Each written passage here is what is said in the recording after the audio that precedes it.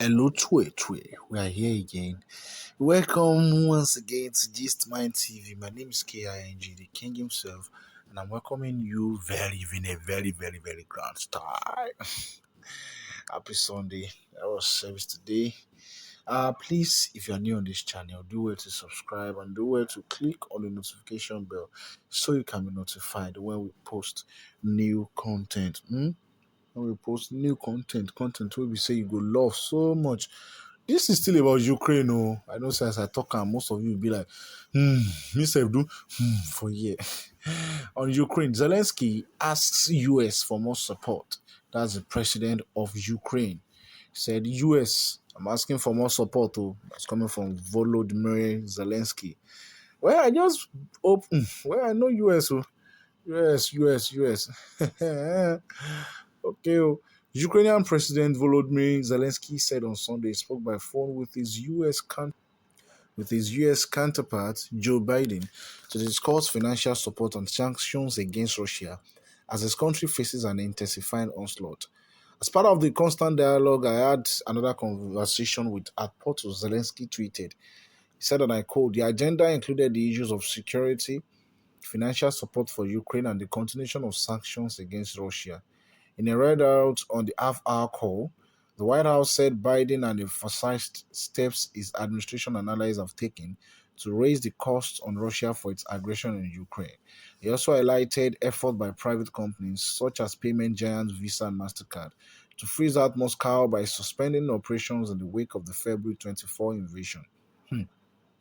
Hours earlier, the Ukrainian leader had addressed US lawmakers by video call, pleading for further assistance to his besieged country and a blacklisting of Russian oil imports.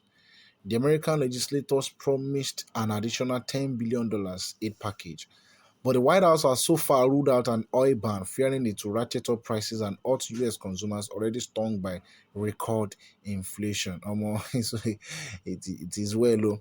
Weapons, ammunition, and funds have poured into Ukraine from Western allies, which have also imposed sweeping sanctions on Moscow. Washington last week authorized $350 million of military equipment for Kyiv, the largest such package in US history. I wish your US no get wetin dem wan collect in return. I know US, well, while visiting Ukrainian refugees on the Polish border over the weekend, US Secretary of State Antony said that Washington was seeking $2.75 billion to help address the humanitarian crisis unfolding as nearly 1.4 million civilians flee. This one is just, I don't even know. Okay, it is well. It is well because we know, US has been something else, man. That country alone. In other news, Russian-Ukraine war, we have severe impact on global economy. That's coming from IMF. What do you expect before? Why no go? Why no go happen? What were you expecting? The International Monetary Fund said on Saturday it will bring Ukraine's request for $1.4 billion in emergency financing to its executive board as early as next week. Countries with close economic ties to Russia also at risk for shortages and supply disruptions, the IMF added. It is in talks with neighboring Moldova for aid options. The ongoing war and associated sanctions will also have a severe impact on the global economy, the IMF said, according to CNN. After a meeting Friday led by Managing Director Kristalina Georgieva, the IMF said there were serious economic consequences in the region. Energy and wheat prices have surged, adding to the effect of inflation from the pandemic and global supply chain disruptions. Price shocks will have an impact worldwide, especially on poor households for home food and fuel, a higher proportion of expenses, the IMF said in a statement. Should the conflict escalate, the economic damage will be all the more devastating. The IMF said the effect of sanctions on Russia would also spill into other countries. May God help us. Monetary authorities throughout the world will have to carefully monitor rising prices in their nations. It added, and policies should be implemented to protect economically vulnerable households.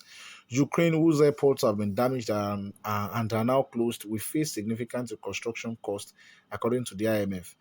IMF is the International Monetary Fund or something. The organization said earlier this week the country has $2.2 billion available between now and June from a previously approved standby arrangement. Something must be done. No, something must be done. No, they won't stop this war. Kwano, we're waiting. Ogini, they won't stop this war. That's all about that. Zelensky, he said, please, help us, America, help us, we need your help. Said Zelensky asked US for more support. That's the president of Russia. Thank you very much for listening. My name is KING. Welcome to Gist My TV. If you are new on the channel, don't forget, click on the subscription. And if you don't mind, well, I know you will mind.